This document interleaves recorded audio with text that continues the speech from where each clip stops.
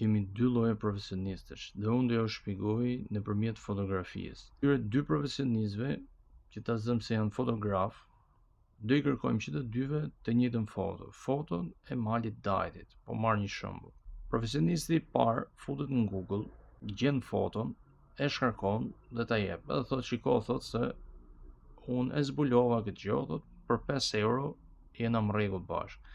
Dhe ti thu, sa i shkatët që pas ke qenë dhe sa cilësore fotoja, edhe për 5 euro ti e pagun edhe merr shërbimin dhe thu që ky ishte i jashtëzakonshëm dhe çmim shumë i ulët.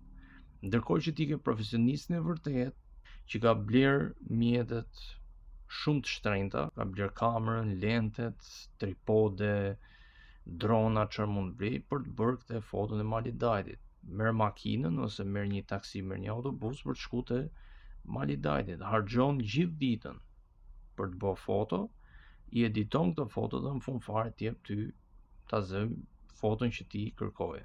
Tani ku qëndron problemi? Problemi qëndron që në Shqipëri gjithmonë vlerësohet ai që shkarkon gjërat falas, ai që gjithmonë i bi për shkurt dhe nuk bën punën ashtu siç duhet.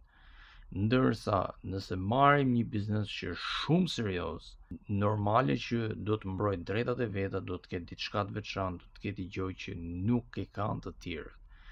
Dhe prandaj nuk do që të jetë diçka e shkarkuar nga interneti.